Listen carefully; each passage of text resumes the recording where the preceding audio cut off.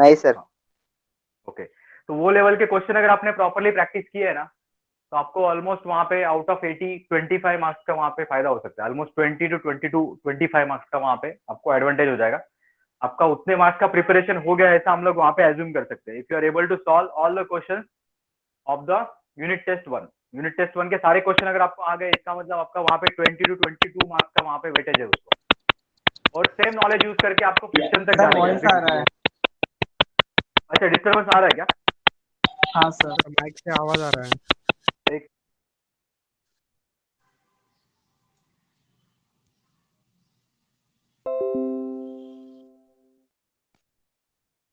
Hello, अभी clear है student? Hello, is it clear now? हाँ सर क्लियर है। ओके। तो मैं ये बोल रहा था कि आपने अगर यूनिट टेस्ट का सिलेबस अगर प्रॉपरली प्रिपेयर किया, यूनिट टेस्ट 1 का अगर आपको पूरा समझ में आया है, तो उसमें 22 मार्क्स का वहां पे टोटल वेटेज है उसको। आपका जो आउट ऑफ 80 मार्क्स का पेपर रहेगा ना, उसमें अराउंड 22 मार्क्स आपको वहां पे अभी भी मिल सकता है, अगर आपने वो प्रॉपरली प्रिपेयर किया रहेगा तो। और सेम कंसेप्ट यूज करके हमको पूरा स्टैटिक स्टडी करना है। इसके बाद इक्विलिब्रियम का जो रिमेनिंग पार्ट है वो पार्ट, और आपका फ्रिक्शन फ्रिक्शन चैप्टर जो है वो पूरा फ्रिक्शन लाइन लास्ट तक आपका ये कॉन्सेप्ट यूज करके आपको स्टडी करने का है। ओके, तो स्टैटिक में खाली एक नया पॉइंट कौन सा रहेगा? सेंट्रॉइड का कंसेप्ट है, सेंट्रॉइड। तो सेंट्रॉइड में ऐसा कुछ फोर्स रिलेटेड एनालिसिस नहीं है, सिंपल ज्योमेट्री यूज करके हमको प्रॉब्लम सॉल्व करना है। तो मेरा बोलने का कंक्लूजन यही है कि आपने अगर यूनिट टेस्ट 1 का प्रिपरेशन अगर प्रॉपरली किया होगा, तो आपको स्टैटिक्स में कुछ भी वहां पे आगे इसके आगे कुछ भी डिफिकल्टी नहीं जाएगी। ओके, तो हम लोग अभी यहाँ पे स्टार्ट करते हैं। देखो कि will start with the remaining part of the support reaction problem. Support reaction में आपका थोड़ा सा छोटा सा पोर्शन बाकी है, बिकॉज हम लोगों ने यूनिट टेस्ट 1 में खाली यूनिफॉर्मली डिस्ट्रीब्यूटेड लोड स्टडी किया था। We had studied only uniformly distributed load in the unit test 1। Now there is one more type of load that is called as a uniformly varying load. Okay, आपका जो support reaction के questions रहते हैं ना, उसमें uniformly varying load करके भी एक कंसेप्ट होता है, तो उसके बारे में हम लोग थोड़ा डिस्कस करेंगे। ओके, तो यहाँ पे देखो, यहाँ पे मैं स्क्रीन शेयर करता हूँ।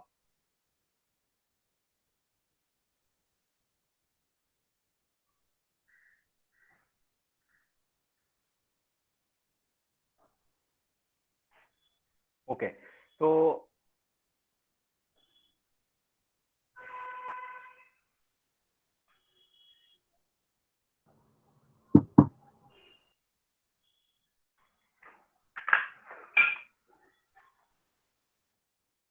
यहाँ पे देखो, एक मैं यहाँ पे नया कंसेप्ट आपको एक बताता हूँ। The uniformly varying load, in case of uniformly varying load, how the load looks like. Okay, तो सब लोग यहाँ पे ध्यान दे रहा 2 minute. Okay, please pay attention. अभी तक आपने जो लोड देखा था उसमें कैसा था? देखो डायग्राम, ये ऐसा एक बीम रहता था और उसके ऊपर ऐसे टाइप का एक लोड हमने अप्लाई किया था। ओके, इसको हम लोग बोलते हैं यूनिफॉर्मली डिस्ट्रीब्यूटेड लोड, यूडीएल बोलते हैं इसको, यूडीएल। अब इसमें एक और इंपॉर्टेंट पॉइंट मैं आपको बोलता हूँ, ये जो लोड है ना, इसको और एक अलग तरीके से भी दिखाया जा सकता है। Same load can be shown like this also. See, this is a beam, और ऐसा एक बॉक्स रहेगा, ऐसा एक बॉक्स बना सकते हैं, और वो बॉक्स के ऊपर ना ऐसे बहुत सारे एरोज दिखा देंगे। Okay, they will show number of arrows, बहुत सारे एरोज इस पे दिखा देंगे। तो A to B, this is called uniformly distributed load. It can be also shown by this diagram. ऐसा डायग्राम रहेगा तो इसको भी यूडीएल ही बोलते हैं। आपको लगेगा कि ये क्या नया डायग्राम बना दिया। ओके, तो ये जो है ना, इसको भी हम लोग क्या बोलते हैं? This also called as UDL. UDL का डायग्राम ऐसा भी दिखा सकते हैं और ऐसा भी दिखा सकते हैं। आप यहाँ पे देख सकते हो, पॉइंट ए पे एक पर्टिकुलर हाइट है। देखो, ये जो रेक्टेंगल यहाँ पे बन रहा है ना, यहाँ पे एक पर्टिकुलर हाइट है। ये height through out the length common है, सेम है। देखो, ये पूरा हाइट सेम रहता है, मतलब यहाँ पे जाओगे तो भी आपको एक सेम ही हाइट दिखेगा। मतलब यहाँ पे अगर 10 न्यूटन पर मीटर है ना, तो इधर भी 10 न्यूटन पर मीटर ही रहेगा, 10 न्यूटन पर meter. So it is called as a uniform distribution of the load. This is called uniform distribution of the load. But in some cases, this distribution is not uniform. Okay, this distribution is varying. Okay, it keeps on varying from certain point to some other point. Okay, तो यहाँ पे मैं आपको एक नया concept बताता हूँ। यहाँ पे देखो, uniformly varying load, uniformly varying varying. Okay, it keeps on varying load. तो इसका शॉर्टकट क्या हो जाएगा फिर? यहाँ पे यूवीएल, इसको यूवीएल बोलते हैं, यूवीएल। जैसे यूडीएल था ना, वैसे यहाँ पे और एक लोड रहता है, that is called as a UVL. Okay, तो यहाँ पे देखो, यूडीएल का ये जो शेप है, ये ज्योमेट्री कौन सा शेप है? देखो, what is the shape of this this load? ये कौन सा टाइप का शेप है? देखो ज्योमेट्री में, ये रेक्टेंगल रेक्टेंगल है, करेक्ट। तो ये जो है ना, ये रेक्टेंगल है। देखो, ये रेक्टेंगल। तो एक मैं अजम्पशन करता हूँ कि इसका लेंथ अगर 5 मीटर रहेगा, 5 मीटर, तो इसका टोटल लोड कितना रहता है? ये 10 न्यूटन पर मीटर, 5 मीटर स्पैन है, तो इसका टोटल लोड कितना होगा? ये टोटल लोड फिर 50 50 हो जाएगा, करेक्ट। 50 कैलकुलेशन कैसे आया था इसका? ये जो बेस है 5 और यूडीएल का वैल्यू कितना है? 10 है, तो टोटल कितना हो गया है? 50 हो गया। तो ये जो 50 वैल्यू कैलकुलेट करने के लिए मैंने क्या किया था? रेक्टेंगल का हाइट मल्टीप्लाइड बाय रेक्टेंगल का बेस। मतलब मैंने इन शॉर्ट क्या किया यहाँ पे बता सकते हैं? रेक्टेंगल का हाइट इंटू रेक्टेंगल का बेस, मतलब ये क्या होता है? It is called as a geometry में इसको क्या बोलते हैं? Suppose length area area area बोलते हैं, करेक्ट। लेंथ इंटू ब्रेथ अगर मैंने कर दिया ना, suppose I do this calculation length into breadth, this is called as the area of the rectangle. L into B अगर कर दिया ना, it is called area of the rectangle. In short मैं क्या करता हूँ, यूडीएल को मैं टोटल लोड में जब मैं कन्वर्ट करता हूँ तभी मैं क्या करता हूँ, वो रेक्टेंगल का एरिया कैलकुलेट करता हूँ। इनडायरेक्टली वो रेक्टेंगल का एरिया में निकालता हूँ। लेकिन ये एरिया है ना, this is not in meter square, अपना नॉर्मल ज्योमेट्री का एरिया नहीं है। इसका यूनिट है ना, ये मीटर है और ये न्यूटन पर मीटर है, तो मीटर मीटर कैंसिल होकर ऑटोमेटिक ये न्यूटन आया था आपका। Okay, so what procedure I am following? I am just calculating area of this rectangle. तो इससे आपको ये समझने में आसान हो जाएगा कि ये रेक्टेंगल का लोड जो है उसको जो मैंने प्रोसीजर किया ना यूनिफॉर्मली वैरिंग लोड में कैसा करना है। तो ये लोड का जो डायग्राम है वो ऐसा दिखेगा, देखो this is the diagram of uniformly varying load. ये कुछ लिख के मत लो, बिकॉज ये थ्योरी मैंने ऑलरेडी अपलोड कर दिया है। सबसे स्टार्टिंग का जो लेक्चर था ना, उसमें यूडीएल यूवीएल वो सब डायग्राम मैंने दिए हुए थे। ओके, तो ये एक ऐसा ट्रायंगल रहता है और इसके ऊपर ऐसे बहुत सारे आपको एक एरोज दिखेंगे।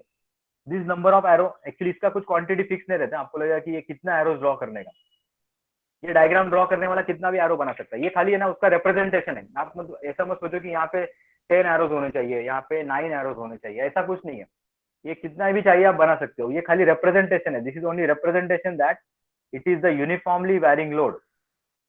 Uniformly varying, let us say point A to B, point A से स्टार्ट हो गया और पॉइंट बी पे वो खत्म हो गया। इसका जो टोटल लेंथ है, टोटल लेंथ लेट अस से टोटल लेंथ इज एल, इसका टोटल लेंथ एल रहेगा। Suppose L is a total length, capital L. इसका जो डिस्ट्रीब्यूशन है वो ये पॉइंट से डिफाइन होता है। एक्चुअली ये डिस्ट्रीब्यूशन वेरी होता है, लेकिन हाईएस्ट पॉइंट का जो डिस्ट्रीब्यूशन है वो डिस्ट्रीब्यूशन क्वेश्चन में स्पेसिफाई रहेगा। Always this highest point is specified, late us से स्मॉल w न्यूटन पर मीटर। यहाँ पे जीरो रहता है, यहाँ पे हमेशा जीरो रहता है, वो कंटिन्यूसली वेरी होता है और हाईएस्ट पॉइंट पे जाके वो w न्यूटन पर मीटर बन जाता है। यहाँ का कैलकुलेशन w न्यूटन पर मीटर। ओके, तो ये ट्रायंगुलर एरिया है, इसका वैल्यू कितना रहेगा कोई बता सकता है? What will be area of this triangle? Triangle का एरिया कैसे कैलकुलेट करते हैं हम लोग? half into base into height. Half into base into height, correct. So this is called as area of the triangle. Triangle का area हम लोग कैसा कैलकुलेट करेंगे? 1/2 हाफ इंटू बेस, बेस कितना है इसका? एल, एल इंटू हाइट कितना है इसका? W, small W. तो ये हो गया उसका टोटल लोड वैल्यू। अभी समझ में आया सबको टोटल लोड कैसे निकालने का इसका? 1/2 इंटू स्पैन इंटू यूडीएल का value. This is the total load of this triangular load, और we can say uniformly varying load. तो इसमें किसी को कंफ्यूजन है क्या इसमें और इसमें? बिकॉज कुछ स्टूडेंट्स को ये कंफ्यूजन रहता है कि ये वही कैसे कैलकुलेट करने का। तो 1/2 इंटू लेंथ इंटू हाइट करने का, ये समझ में आया सबको ये part? How to calculate total load of the triangle? Okay, clear है सबको स्टूडेंट्स? Yes sir. ओके, सबको समझ में आया ना? हाँ, अभी खाली इतना इन्फॉर्मेशन इंपॉर्टेंट मतलब सफिशिएंट नहीं है, क्योंकि हम लोग और एक चीज निकालते हैं लोड कैलकुलेशन के बाद। हम और एक कैलकुलेशन करते हैं, वो कौन सा रहेगा? कौन सा कैलकुलेशन है पता है ना सबको? कौन सा कैलकुलेशन करते हैं इसके बाद हम लोग after calculation of the load? और एक कौन सा कैलकुलेशन रहता है? Point of application. Point of application, correct है। पॉइंट ऑफ एप्लीकेशन इंपॉर्टेंट है। अभी पॉइंट ऑफ एप्लीकेशन जो होता है ना, वो कहाँ पे होता है ये हम लोग ध्यान से देखेंगे। इसका पॉइंट ऑफ एप्लीकेशन सेंटर पे रहता है, सेंटर पे। मतलब मैं क्या करता हूँ यहाँ पे L/2 करता हूँ, L/2। ये केस में मैंने L/2 किया था, लेकिन यहाँ पे L/2 नहीं रहेगा, ये थोड़ा ध्यान में रखो। L/2 नहीं रहेगा यहाँ पे, बिकॉज ट्रायंगल का जो सेंट्रोइड है ना, वो बेस से, आपने 12th में किया रहेगा, बेस से कहाँ पे रहता है ट्रायंगल का सेंट्रोइड? From the base. किसी को याद है क्या? Centroid of the triangle is at a height of dash dash from the base. 2/3. 2/3 correct है, but 2/3 is from the apex. 2/3 apex से रहता है। 2/3 is also one of the answer, but that is specified from the apex. Base से अगर आपने major किया ना base से, तो L/3 रहता है, L/3 from base. From base, base क्या होता है देखो, ये ट्रायंगल का बेस हो गया एक्चुअली, या फिर मैं जो हाईएस्ट लोड है ना उसको बेस बोलेंगे, इसको हम लोग बेस बोलेंगे actually. Okay, this is called base of the triangle, और इसको हम लोग बोलेंगे apex of the triangle. This is called apex of the triangle. This is apex, this is base. तो यहाँ से अगर मैंने मेजरमेंट किया ना तो ये डिस्टेंस रहेगा आपका L/3 रहेगा. This is L/3. और एपेक्स से अगर आपने मेजर किया तो 2/3L रहता है. 2/3L. एपेक्स से कितना रहता है वो 2/3L, और बेस से कितना रहता है हमेशा L/3. तो यहाँ पे हमने दो नई चीजें देखी. Total load of the triangle is given by 1/2 into length into UDL, length into UDL, और point of application is L/3 from the base, L/3 from the base and 2L/3 from the apex. Okay, ये सबको clear है? अभी इसके ऊपर हम लोग question solve कर सकते हैं. ये क्लियर हो गया सबको? ओके हाँ, तो जिसको ये क्लियर नहीं है वो उनको चाहिए तो ना प्रॉब्लम सॉल्व करते वक्त समझ में आ जाएगा. तो इसका जो थ्योरी पार्ट है वो आपको नोट्स में मिल जाएगा. नोट्स पे ऑलरेडी हम लोगों ने ये अपलोड कर दिया है. अभी हम लोग इसके ऊपर एक क्वेश्चन सॉल्व करते हैं. देखो यहाँ पे सब लोग जान दो, will solve one important question on this. हाँ, तो सब लोग क्या करो, सब लोग ये डायग्राम सबसे, ये नहीं, एक मिनट, ये डायग्राम मत ड्रॉ करो, एक मिनट. हाँ, ये डायग्राम ड्रॉ करो सब लोग. Okay, everyone draw this diagram. देखो May 16 का ये एग्जांपल है. May 16 8 मार्क्स के लिए आया था. You draw, everyone draw this question statement first and then we'll discuss the free body diagram. Once you are able to draw the FBD, then remaining procedure is same as usual. जो आपने unit test में किया था same procedure है, कुछ भी changes नहीं है. तो हम लोगों ने खाली एक पॉइंट नया देखा है आज कि ट्रायंगुलर लोड का conversion into total load.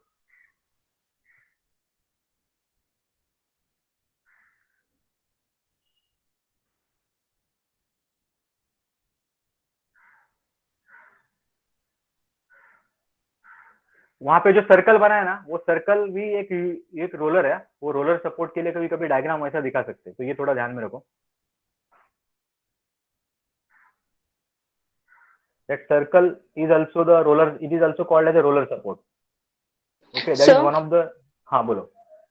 Sir, दो गर्ल्स को एंट्री चाहिए, उन्हें लेट एडमिट किया था. हाँ, एक मिनट.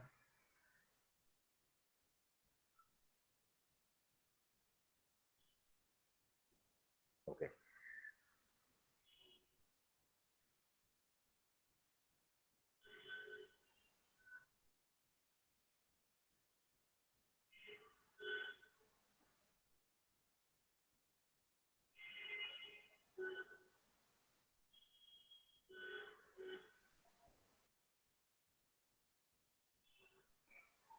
तो अभी तक का जो भी मैकेनिक्स का पार्ट आपने स्टडी किया ना उसको कंटिन्यूसली रिवाइज करते रहो, बिकॉज वो सबसे इंपॉर्टेंट पार्ट है. अभी आप देख सकते हो कि इसके आगे जो भी डिस्कशन है इसमें कुछ भी ज्यादा नया नहीं रहेगा. ओके, एकदम छोटा छोटा कंसेप्ट है ना, वही एक नया पार्ट रहेगा. सर, एक एग्जाम से रिलेटेड डाउट था. हाँ बोलो ना. सर, मतलब यूनिवर्सिटी का पेपर भी इतना ही लेंदी रहेगा यूटी जैसा? एक्चुअली वो लेंदी लगा क्या आपको question? Yes sir. Paper lengthy because कैसा है कि है ना, अभी ये जो क्वेश्चन है ना आपके 5 मार्क्स के, वो जनरली 6 मार्क्स के लिए आता है. हमने यूनिफॉर्म वेटेज किया था because as per pattern okay given by the department. सबको हम लोगों ने कितना मार्क्स रखा था देखो, 5 मार्क्स रखा था. लेकिन ऐसा समझो कि आपका जो सपोर्ट रिएक्शन का प्रॉब्लम है ना वो 8 मार्क्स के लिए रहता है, 8 मार्क्स. ओके, और जो वैरिग्नॉन थ्योरम का प्रॉब्लम रहता है ना वो 6 to 8 मार्क्स का रहता है, 6 to 8 मार्क्स. तो इतना लेंदी नहीं होगा, मतलब थोड़ा सा कम लेंदी रहेगा, बट ज्यादा डिफरेंस नहीं होगा. ऐसा नहीं कि बहुत ज्यादा डिफरेंस गिरेगा, थोड़ा सा उसमें डिफरेंस गिर सकता है खाली. क्योंकि देखो ना 5 मार्क्स का क्वेश्चन 6 मार्क्स के लिए हो जाएगा, और या फिर 8 मार्क्स के लिए हो जाएगा, तो थोड़ा सा डिफरेंस आ जाएगा, ऐसा कुछ प्रॉब्लम नहीं है. सर, अभी सेम 1 के पहले UT2 भी होगा?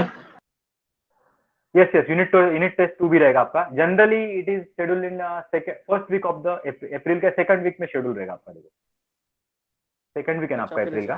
सेमेस्टर कब रहेगा फिर सर? सेमेस्टर एंड बोल रहे हो क्या आप कि सेकंड सेमेस्टर? नहीं सर, यूनिट टेस्ट के सेकंड यूनिट टेस्ट के बाद सेमेस्टर कब करेंगे फिर सर?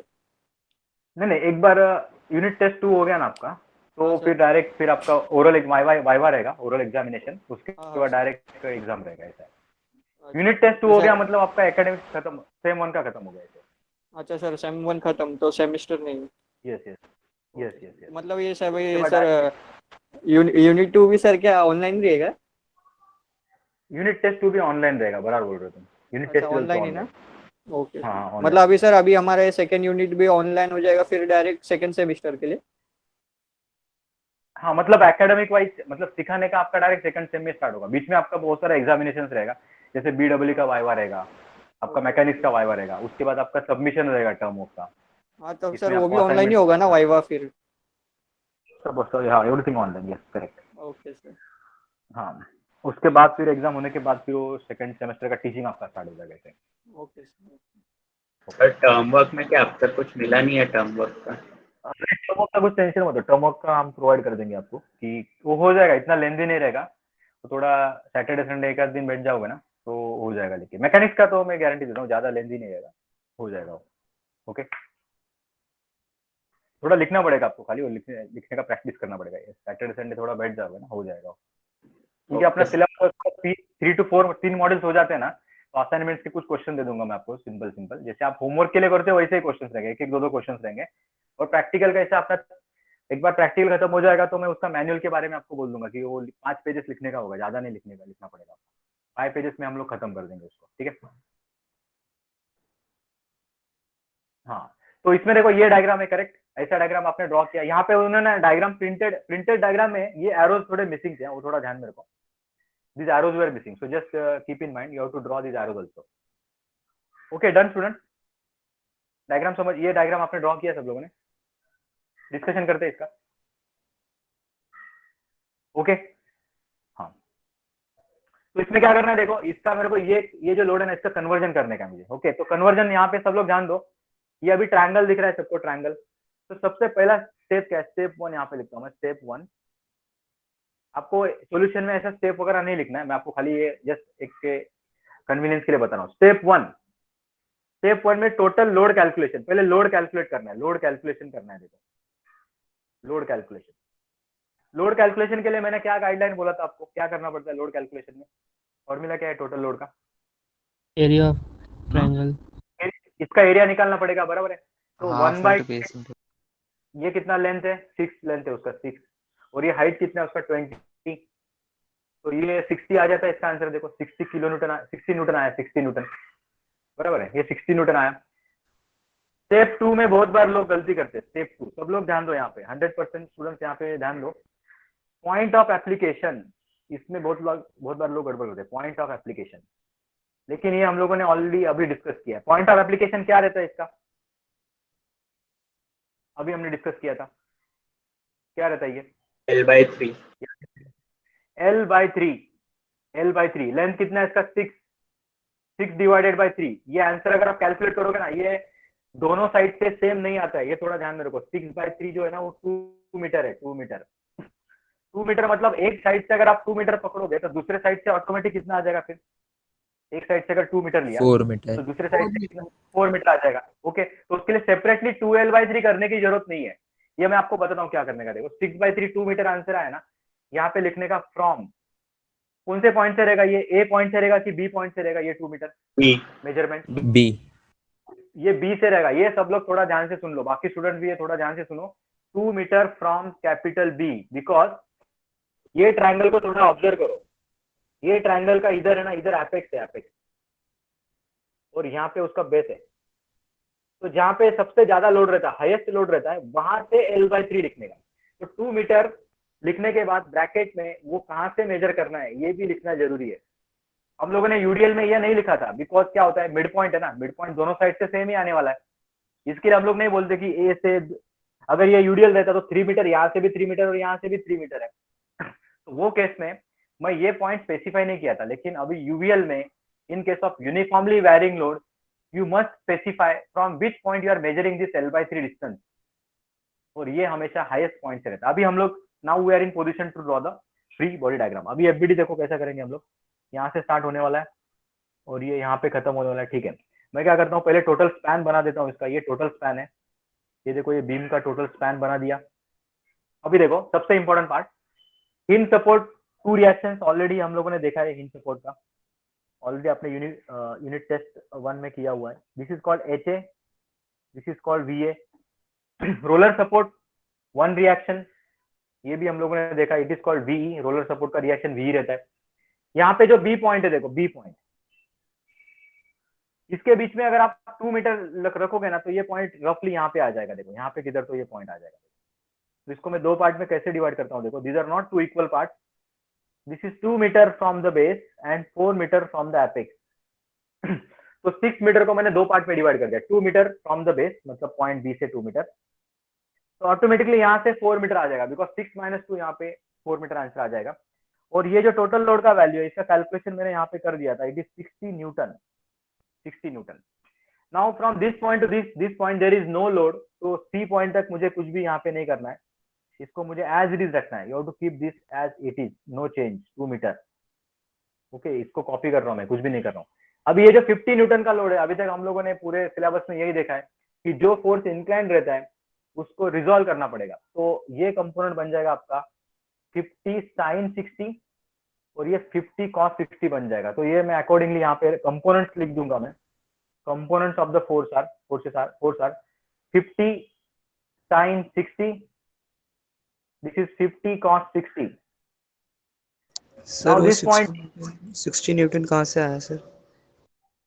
हाँ ये 60 न्यूटन ना। इसमें देखो, अभी ये जो ट्रायंगल है ना, ये ट्रायंगल का एरिया कैलकुलेट करो। ये ट्रायंगल का एरिया क्या रहेगा, देखो 1/2 इंटू ये लेंथ कितना है, देख लेंथ 6 और इसका हाइट Yes. कितना है 20। ओके, तो ये आ गया आपका 60। ओके उसको ना डिवाइड बाय 3 कर दो, तो 2 मीटर यहाँ से 2 मीटर ले लिया। ओके, तो हाँ ये कंप्लीट हो गया मेरा। अभी मैं क्या करता हूँ, ये 3 meter, there is no change, इधर और इधर कुछ चेंज मत करो, इसको 3 मीटर एज इज लिख दो। ये 3 metre as it is 3 metre आ गया। यहाँ पे क्लॉकवाइज कपल है। ओके, तो क्लॉकवाइज कपल यहाँ पे मैं दिखा देता हूँ। इसका वैल्यू है 100 newton meter. Okay, 100 newton meter. So this is called complete correctly drawn free body diagram. This is a completely correctly drawn free body diagram. This carries around 3 marks out of 8. Out of 8 it will carry 3 marks. तो सब इसमें किसी को doubt है, free body diagram में doubt है किसी को? स्टूडेंट समझ में आया सबको एफबीडी? ओके, बिकॉज आपका जो फाइनल एग्जामिनेशन है ना, उसमें खाली यूनिफॉर्मली डिस्ट्रीब्यूटेड लोड नहीं रहेगा, उसमें एक यूनिफॉर्मली वेरिंग लोड भी रहेगा, एक यूडीएल रहेगा और एक यूवीएल रहेगा, इसके लिए बोल रहा हूँ। तो लेकिन प्रोसीजर अभी पूरा सेम है। देखो अभी हम लोग डिस्कशन करेंगे condition of equilibrium number 1, summation FX is equal to 0। Summation FX में देखो, this is load HA, this is towards left, 50 cos 60 total is equal to 0। तो इसमें एचए का आंसर कितना आएगा, कोई बता सकता है? HA is equal to, HA will be equal to, किसी ने क्या calculate? 25 kilonewton, because if you calculate this, it will be 25. It will go on right hand side of the equal to sign. It will become positive value. So 25 is the value of HA. एक answer आ गया। हाँ, सिर्फ Newton आएगा Newton में आएगा। Yes, yes, Newton, correct. Now condition of equilibrium number 2, summation Fy is equal to 0. Summation Fy equal to 0. So I will write VA plus VE minus 60 minus 50 sin 60 is equal to 0। तो आप देख सकते हो इसमें कुछ भी नया नहीं है। Fy ये आपने बहुत बार किया हुआ है, तो यहाँ पे इक्वेशन भी ऐसा ही आएगा, VA plus VE is equal to, ये अगर टोटल आप मारोगे ना, तो ये कितना था एक बार चेक करना पड़ेगा। ये 60 minus 103.301। 103.30 बना है ना? Yes sir. ओके, तो ये माइनस है ना, उधर जाके पॉजिटिव बन जाएगा। तो ये बन गया आपका equation number 1। Equation number 1। Okay, now everyone please pay attention. Now very important equation, जिसके ऊपर अपना पूरा प्रॉब्लम बेस्ड रहता है। स्टैटिक्स में पूरा प्रॉब्लम समेशन ऑफ मोमेंट पे बेस्ड रहता है। समेशन ऑफ मोमेंट सबसे इंपॉर्टेंट इक्वेशन। कौन से पॉइंट पे लेना है? ए पॉइंट पे लेना है। क्यों लेना है? बिकॉज वहां पे हिंज सपोर्ट है। ये हमने बहुत बार डिस्कशन किया है। इसमें खाली देखना है क्लॉकवाइज है anti clockwise. This is clockwise, so minus, ये एक्चुअली 0 आना चाहिए। First of all you have to write the condition properly. Summation of moment about A should be 0. Then you have to write the equation. Hence we can write minus 60 into 4 minus 50 sin 60 into this total is 8. 8. And this clockwise, so minus 100 clockwise couple, then this is anti-clockwise plus V into total. This total is 6 plus 2, 8, 3, 11, 14. Yes. 14 correct है. अभी इसके ऊपर हमको ज्यादा space नहीं करना है, because ये हम लोगों ने ऑलमोस्ट 30 बार तो किया रहेगा ये क्लॉकवाइज कैसे आता है, एंटी क्लॉकवाइज. ठीक है, तो होपफुली यूनिट टेस्ट 1 के बाद this equation is clear to you, I hope. Okay, so V can be directly calculated. Okay, what will be the answer of V? 27 की झालं 87 Newton. Okay, so everyone just take this answer. Okay, इसको मैं check करता हूँ correct है क्या. 27. Okay, सब लोग ये देख लो, ये नोट डाउन करो सब लोग.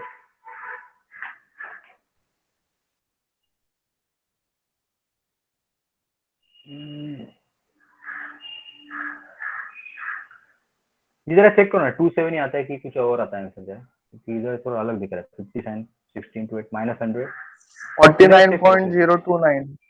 हाँ हाँ, ये थोड़ा तुम कैलकुलेशन थोड़ा एक बार चेक करो. इट इज 49.029 ना, 0 Yes, sir.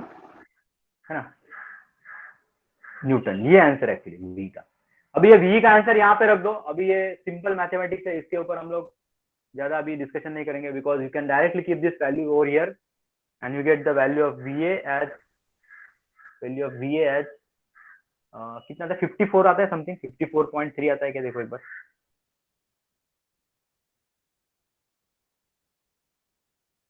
ओके, चेक करो सब लोग.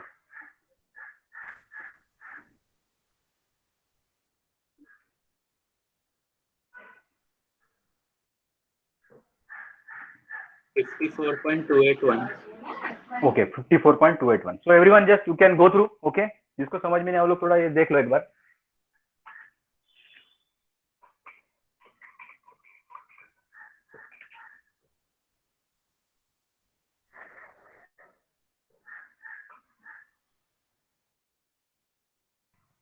सबका हो गया कंप्लीट. नेक्स्ट क्वेश्चन यहाँ पे डिस्प्ले कर दूं मैं.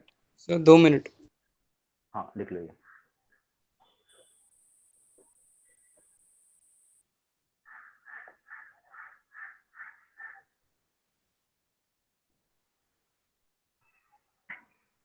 तो इसके आगे का जो भी डिस्कशन है वो थोड़ा सब लोग आप देख सकते हो. इट इज ओनली फॉर जिन्होंने थोड़ा सा पहले कंसेप्ट स्टडी किया प्रॉपरली, क्योंकि अभी ये पॉइंट पे अगर आपको ये मोमेंट का समझ में नहीं आ रहा है, ये Fy क्या रहता है, ये प्लस क्यों है, ये प्लस क्यों है, ये माइनस क्यों है, ये समझ में नहीं आता है, तो ये स्टेज पे आप बोल सकते हो थोड़ा सा लेट है. ज्यादा लेट भी नहीं है, थोड़ा सा आप एक दो दिन बैठोगे तो क्लियर हो जाएगा, लेकिन फिर भी ये थोड़ा सा लेट हो जाएगा, इसीलिए बोल रहा हूँ. तो जिसको ये एफएक्स क्लियर है, Fy क्लियर है, मोमेंट का इक्वेशन सबको जिसको क्लियर है, उसको एकदम फटाफट समझ में आ जाएगा एकदम. ओके, डन स्टूडेंट्स, हो गया ये कंप्लीट सबका. लिख लिया सब लोगों ने. नेक्स्ट क्वेश्चन Done, फटाफट डिस्कस करेंगे. एटलीस्ट 3 प्रॉब्लम तो होना चाहिए कम से कम. अभी थोड़ा स्पीड आप बढ़ा लो. ओके, अभी ये क्वेश्चन डिस्कस करेंगे, ये वाला क्वेश्चन डिस्कस करेंगे. देखो, ओके, इसका डायग्राम बना लो. सिंपल क्वेश्चन है. वो जो 20 किलोन्यूटन पर मीटर लिखा है ना, वो यूनिफॉर्मली यूनिफॉर्मली डिस्ट्रीब्यूटेड लोड है. वो यूनिफॉर्मली डिस्ट्रीब्यूटेड लोड बोलते हैं उसको. आपको लगेगा कि कौन सा नया डायग्राम आ गया. Which is nothing but uniformly distributed load. Okay, so everyone draw the diagram properly.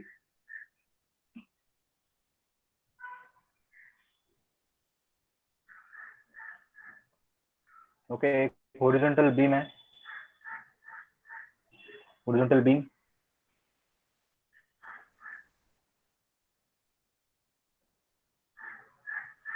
Hinge support, roller support, point B पे रोलर सपोर्ट है. उसका लेंथ स्पेसिफाई किया है 6 मीटर और 4 मीटर. 6 मीटर तक है uniformly distributed load. up to 6 meter there is a uniformly distributed load. After 0.6 meter there is a uniformly varying load. Triangle जैसा जो डायग्राम है उसको बोलते हैं यूनिफॉर्मली वैरिंग लोड बोलते हैं उसको. दोनों का डिस्ट्रीब्यूशन अलग अलग रह सकता है. उसका जो यूडीएल का वैल्यू है ना, यूडीएल का वैल्यू, यूवीएल का value, it can B same, it can be different.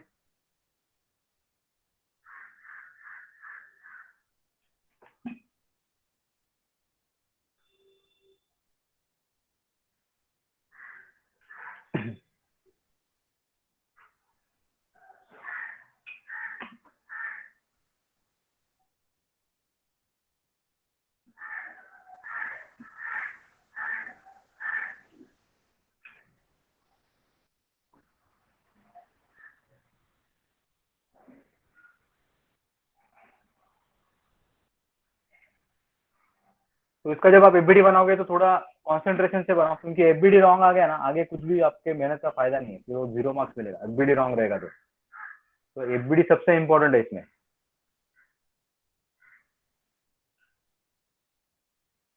$40 kilonewton dot metre couple. सबका हो गया diagram complete?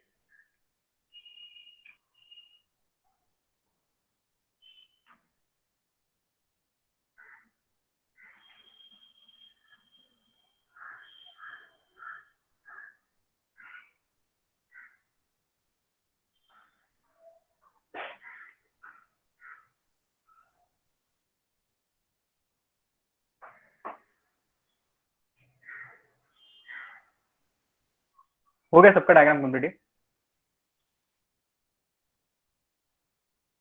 Yes, sir. Done. Okay okay. जिसका नहीं है वो लोग यहाँ पे देख लो डायग्राम. ठीक, ये ऐसा क्वेश्चन स्टेटमेंट है, देखो क्वेश्चन स्टेटमेंट डायग्राम. हाँ, तो अभी इसमें क्या करना है, एक प्रीवियस कंसेप्ट है और एक आज का कंसेप्ट है. ये देखो, ये क्या है आपका, ये यूनिफॉर्मली डिस्ट्रीब्यूटेड लोड है. देखो, this is uniformly distributed load. तो इसका मैं टोटल वैल्यू निकालता हूँ, कैपिटल W1. इसका वैल्यू सिंपल क्या रहता है, ये हाइट कितना है इसका, 20 का हाइट है. ये 20 इंटू 6, 120 किलो न्यूटन. सबको समझ आया ये 120 कैसे आया? किसको डाउट है इसमें 120 कैसे आएगी? 20 इंटू 6. ओके, इसका लेंथ 1 कितना रहेगा, या फिर पॉइंट ऑफ एप्लीकेशन, इधर पॉइंट ऑफ एप्लीकेशन बोलता हूँ, पॉइंट पीटी लिखता हूँ. पॉइंट ऑफ एप्लीकेशन रहता है L/2 रहता है, L/2, 6/2, 3 मीटर. इसका डायरेक्टली मिड पॉइंट, तो इसको स्पेसिफाई करने की जरूरत नहीं है. जब मैं इसका डायग्राम जब बनाता हूँ ना, नो नीड टू स्पेसिफाई. इसमें कुछ पॉइंट्स का नाम दिया है, एक बार चेक करता हूँ इसमें पॉइंट्स का नेमिंग किया है क्या उन्होंने क्वेश्चन में, ए और बी. ठीक है, तो ये जो पॉइंट है ना, this is point A, this point is B, this point is C. तो इसका मिड पॉइंट है तो स्पेसिफाई करने की जरूरत नहीं है. पॉइंट ए से 3 है या पॉइंट सी से 3 है, नो नीड टू स्पेसिफाई. यहाँ पे इम्पोर्टेंट W1 में हाफ से मल्टीप्लाई क्यों नहीं किया सर? क्योंकि यहाँ पे ये जो लोड है ना, ये रेक्टेंगुलर लोड रहता है. This is a rectangular load. Uniformly distributed load का शेप है ना, ये रेक्टेंगल का रहता है. देखो रेक्टेंगल. Okay sir. समझ में आएगा? इसीलिए एरिया ऑफ द रेक्टेंगल करने का 20 इंटू 6. समझ में आएगा? हाँ, यस सर. ओके, अब ये जो यूनिफॉर्मली वैरिंग, इसको ना यूडीएल बोलते हैं, uniform distribution of the load. और ये यूनिफॉर्म वेरिएशन रहता है, यूनिफॉर्मली वैरिंग लोड रहता है, यूवीएल. इसको यूवीएल बोलते हैं. इसका जो लोड रहता है W2 का, वो रहता है 1/2. ट्रायंगल का सिंपल एरिया लगाओ, simple area of the triangle 1/2. ये कितना, ये या फिर पहले 4 मीटर लिख दो, 4 मीटर. और ये हाइट है इसका 45 इसका हाइट रहता है. तो ये कितना आएगा, देखो ये 90 आ जाएगा, 90 किलो न्यूटन. करेक्ट है? 90 समझ में आया सबको, ये 90 कैसे आया? किसी को डाउट है 90 में? Okay, no sir. No sir. Okay. अभी इसका पॉइंट ऑफ एप्लीकेशन, अभी ये इसमें थोड़ा डाउट आ सकता है आपको. पॉइंट ऑफ एप्लीकेशन, जिसको लास्ट क्वेश्चन समझ में नहीं आया था वो लोग यहाँ पे ध्यान दो. इसका जो पॉइंट है, जैसे इसका पॉइंट लेंथ बाय 2 रहता है, वैसे इसका पॉइंट लेंथ बाय 3 रहता है. ये याद रखो, लेंथ बाय 3. इसको डिवाइड बाय 3 करने का, तो 4/3 प्रॉपर्ली कैलकुलेट करो, बिकॉज ये फ्रैक्शन में आता है. 4/3 ये आता है 1.333. करेक्ट. तो इसको 1 पॉइंट में 2 बार 3 लिखता हूँ, वो तो रिपीटेड है तो खाली 2 बार लिख दिया. लेकिन जब ये डिस्टेंस में लिखता हूँ तो ये डिस्टेंस कहाँ से मेजर करना है ये दिखाना बहुत जरूरी है. कहाँ से रहेगा? बी से रहेगा, फ्रॉम बी. बिकॉज ये अनइक्वल है, 1.33 है ना, एक ही पॉइंट से रहेगा, दोनों पॉइंट से 1.33 नहीं लिख सकते हम लोग, किधर से भी जहां पे मन आ गया वैसा नहीं पॉसिबल है। अगर आपने गलती से सी से 1.3 लिखा, पूरा एफबीडी रॉन्ग हो जाएगा आपको एफबीडी रॉन्ग दिया जाएगा, इसीलिए याद रखो। सर ये जो वो 1.3 रेक्टेंगुलर में रहता है तो उसको यूडीएल बोलेंगे और ट्रायंगुलर रहेगा तो उसको यूवीएल बोलते हैं क्या? यस यस, इसको यूवीएल बोलते हैं, यूनिफॉर्मली वैरिंग लोड बोलते हैं इसको, करेक्ट है। ओके, ये यूडीएल और ये यूवीएल रहेगा। वी मतलब क्या, यहाँ पे वैरिंग, ये वैरिंग रहता है, और ये क्या डिस्ट्रीब्यूटेड रहता है, डिस्ट्रीब्यूटेड। ओके डन स्टूडेंट, समझ में आया सबको कैलकुलेशन? Yes sir. ओके, अभी इसका उसको प्रॉपरली मुझे ना डायग्राम के तौर पे दिखाना है, देखो। तो ये सबसे पहले इतना उसका स्पैन है, ठीक है, तो उसका स्पैन मैंने बना लिया पूरा। Now I will show the support, sorry support reactions. This is HA, this will be VA, ये VB रोलर है, तो वर्टिकल रिएक्शन। तो ये देखो, अभी सब लोग ध्यान दो, यहाँ पे ये मिड पॉइंट लिया, इसका मिड पॉइंट पे एक फोर्स दिखा दिया मैंने, मिड पॉइंट है इसीलिए 3 मीटर, यहाँ पे देखो, इधर से 3 मीटर और यहाँ से भी 3 मीटर, ये हो गया 60 था, नॉट 60, 120, 120 किलो न्यूटन, ये 120 था। इसका जो डिस्ट्रीब्यूशन है थोड़ा यहाँ से अनइक्वल रहता है ना, तो इधर एक फोर्स दिखा दिया, ये फोर्स का वैल्यू 90 था, देखो 90 किलो न्यूटन है, 90 किलो न्यूटन। और सब लोग ये जरा स्पेसिफाई करना है, जो मैं कर रहा हूँ ना वो थोड़ा ध्यान से देखो, ये देखो ये 1.33 रहेगा, तो ये कितना लिखोगे आप, इधर भी स्पेसिफाई करना पड़ेगा ना, देखो तो 4 को आपने तोड़ दिया, तो जो रिमेनिंग पार्ट है वो भी तो दिखाना पड़ेगा। तो ये देखो यहाँ पे दिखाता हूँ कैसे करने का, 4 माइनस, यस 2.67, करेक्ट। तो इसको 2.67 यहाँ पे लिखना, ये जो टोटल है ना, ये दोनों का टोटल 4 आना चाहिए एग्जैक्ट, ये 2.67 है तो ये 1.33, अगर आपने इसको 1.33, किसको अगर ज्यादा इंटरेस्ट है वो 3 बार 3 लिखेगा, तो इधर 2.667 करना पड़ेगा, फिर इसको 2.667 लिखना पड़ेगा, ये थोड़ा ध्यान में रखो। अगर मैंने 2 बार 3 लिखा है, ये टोटल मस्ट बी 4 मीटर। और ये यहाँ पे एक लोड है, देखो ये 30 किलोमीटर एज इट इज डाल दिया, ओके ठीक है, तो इसको मैं एज इट इज लिख देता हूँ, 30 kilo newton, clockwise couple as it is 40 kilo newton meter. Okay, तो सब लोग ये डायग्राम ड्रॉ करो, और जिसका कंप्लीट है वो लोग मुझे 5 मिनट में बता सकते हैं कि HA का वैल्यू, यहाँ पे आंसर बताओ मेरे को, HA कितना होगा, VA कितना होगा और VB कितना होगा। ये एक बार हो गया ना, खाली 5 मिनट लगता है, अगर आपका कैलकुलेशन स्पीड रहेगा ना, बहुत ही फटाफट होता है 5 मिनट। और इसको पेज भी 3 लाइन में आंसर आता है, खाली 3 लाइन लगता है, FX0, FY0, मोमेंट 0, 3 लाइन में आंसर आ जाता है। जो स्टूडेंट 80 आउट ऑफ 80 मार्क्स निकालता है ना, उसको खाली सर 22 पेजेस लगता है। हाँ बोलो, कपल 40 है ना? बोलो कपल 40 है, 40 किलोमीटर मीटर। आपका जो टोटल यूनिवर्सिटी का आंसर शीट रहता है ना ऑफलाइन पेपर में, वो रहता है कुछ 32 पेजेस का रहता है, शायद 32-35 पेजेस का रहता है। जिसको 10-12 मार्क्स रहता है ना, वो पूरा पेज पूरा 32 तक जाता है, लास्ट तक मार्क्स मिलता है, 10 मार्क्स 12 मार्क्स। जिसको 80 आउट ऑफ 80 मार्क्स मिलता है, he uses maximum 22 pages, 22 pages में पेपर उसका हो जाता है। बिकॉज आपने देखा रहेगा कैलकुलेशन के लिए ज्यादा लगता ही नहीं है, इतने में कैलकुलेशन हो जाता है।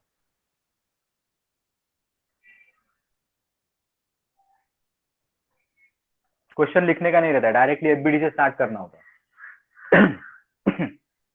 ओके तो ठीक है, डिस्कशन करते हैं, जिसका किसी का आया आंसर, HA का आंसर आया किसी का, जीरो किसी को इसमें डाउट रहेगा? Sir. HA 0 HA 0, correct. Though HA is a 0, you will get 1 marks for this because it is one of the answer. You will get, okay.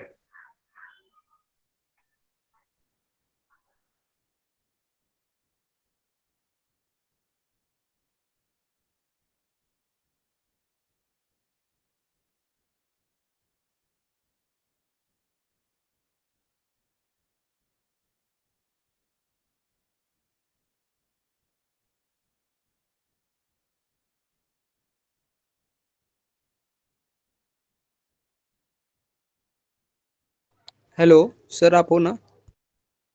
Sir आवाज नहीं आ रही।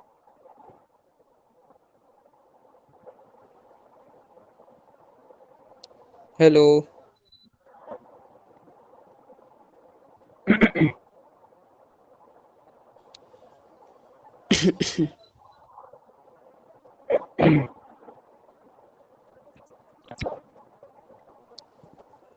विक्स की गोली लेगा। हाँ हेलो स्टूडेंट, हाँ बोलो। सर हेलो, आवाज आवाज आ नहीं रहा है ना क्लियर? हाँ हाँ हाँ अभी आ हाँ। रहा है। हेलो स्टूडेंट, वीए कितना है? वीए ठीक है, डिस्कशन करते हैं। F X equal to 0 directly लिखने का, H A is equal to 0 1097। और वीबी कितना है? वीबी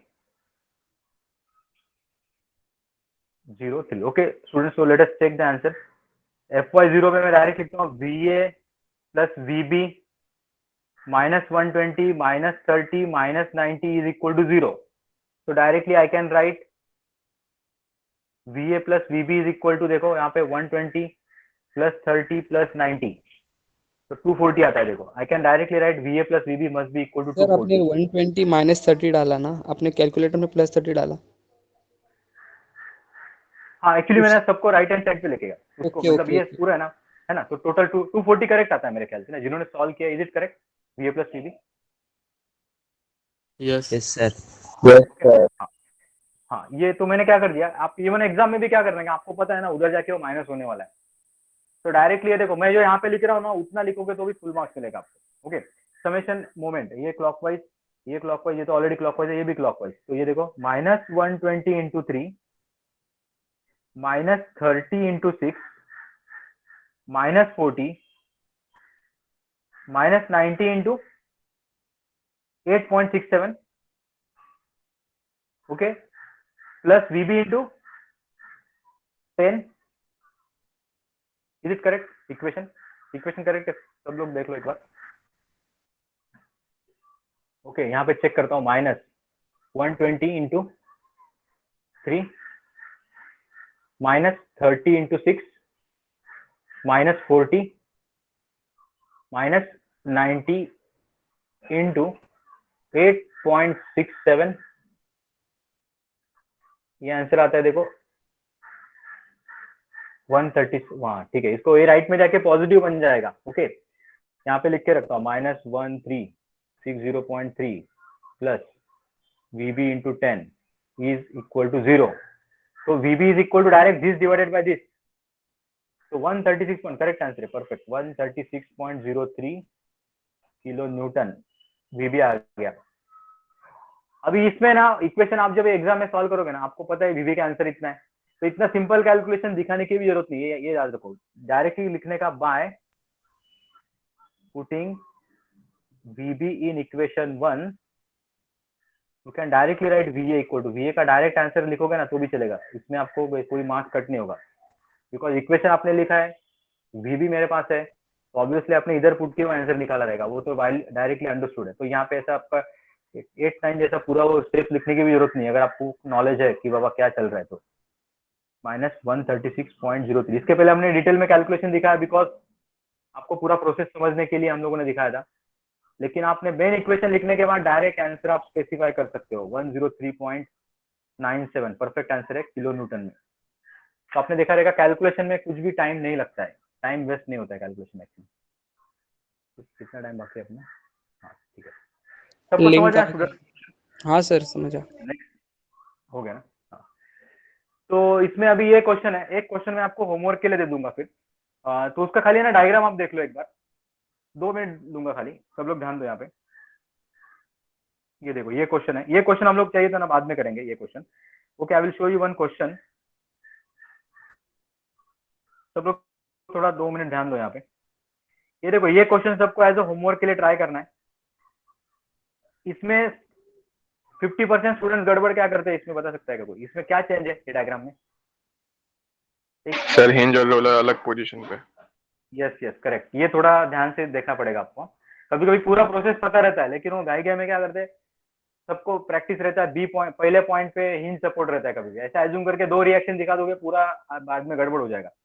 इसमें बी रोलर लेफ्ट में दिखाया है और हिंज सपोर्ट राइट में दिखाया है, ये थोड़ा ध्यान से देखो, रोलर लेफ्ट में है और हिंज राइट में है, तो इसके हिसाब से फिर आपका जो रिजोल्यूशन है वो ऐसा दिखेगा।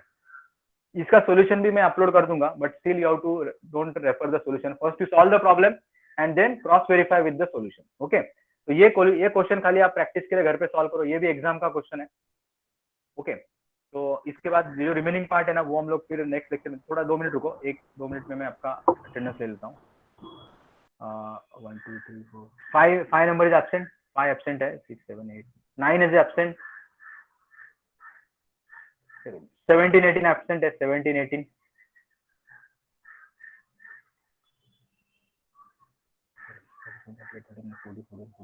43 is absent, 43 number absent है, 48 49 55 56 61 है, 62 है, 63 64 है आज, 63 64 65 66 65 है, 65 present. Okay, so 5 9 17 18 43 49 55 56 63 64 and 66, these are the absent number. Okay students, so see you in next lecture. Okay, next lecture में remaining part discuss करेंगे. Okay, चलो bye.